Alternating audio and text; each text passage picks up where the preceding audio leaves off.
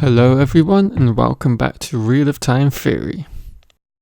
After this week's announcement, which gave us our first look at the Emond's Field casting, I wanted to do a follow-up video to discuss how I see the dynamics of this relatively unknown group of actors who will be leading the show alongside the vastly experienced Rosamund Pike could potentially play out on screen.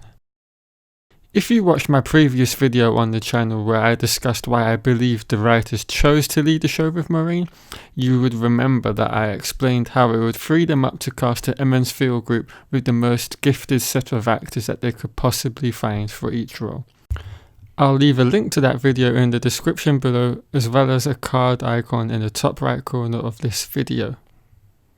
After the announcement of the Emond's Field Big Five, it became clear that my predictions for which direction they would be taking the rest of the casting decisions turned out to be spot on.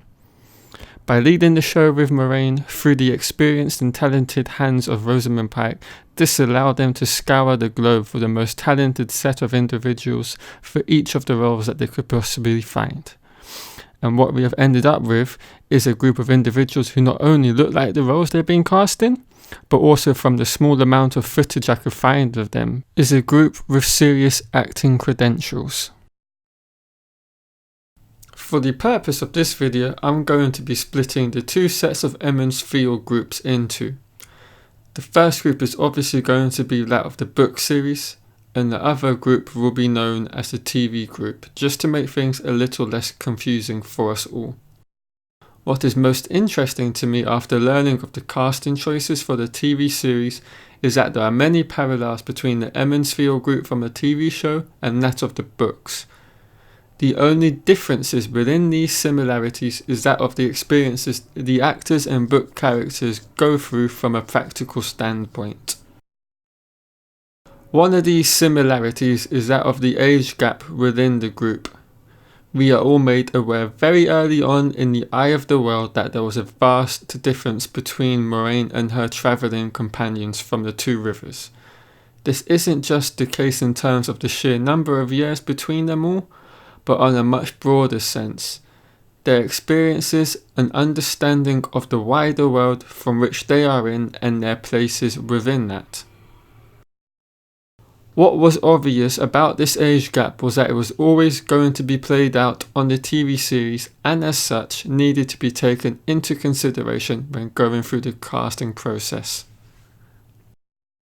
What they have given us with the casting choices is a group that is not too dissimilar to their book counterparts in more ways than one. Let's look at the groups as a whole.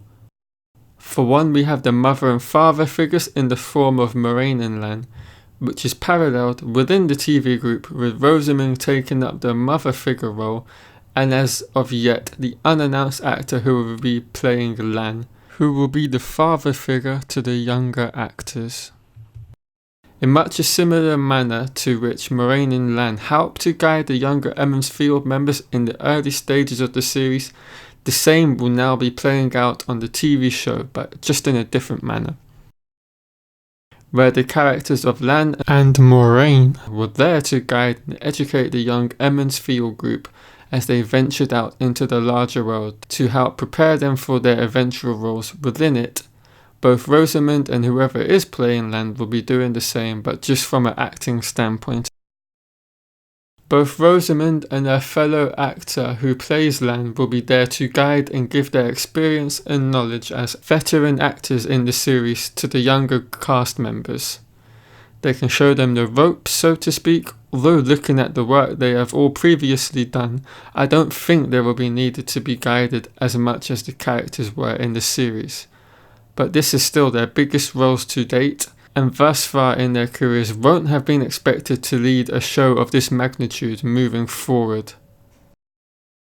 By having experienced actors for the parts of Moiraine and hopefully Lan, this allows the younger members the time and leeway that they need, and may otherwise not have been afforded if executive producer Rafe Judkins had chosen to lead the show in much the same manner as the books do. As for the actors who are playing the Emond's Field Big Five, they too have quite a bit in common with their book counterparts, but from a different standpoint. Both the characters and actors are going on journeys of exploration and personal growth at the beginning of their journeys, and they should both get to their so-called destinations at pretty much a parallel point in time within the book series. I am expecting this to happen for the actors right around the time of the third book, depending on how the TV series' first season is written. Although you could say this should have begun halfway through the second book, as events within it throw each of the main characters into the spotlight where they have to become independent for a time and take the lead, and in some characters' cases, take in charge of military men. This is why I find the dynamic so interesting between the two groups, because the way the story is written early on dictates when the actors will potentially have to lead episodes within the TV series on their own. Just like when Rand, Mat, Perrin and Egwene become separated from the larger group with which they left Emond's Field with during the second book onwards, but even to a lesser degree at times during the middle portion of the first book.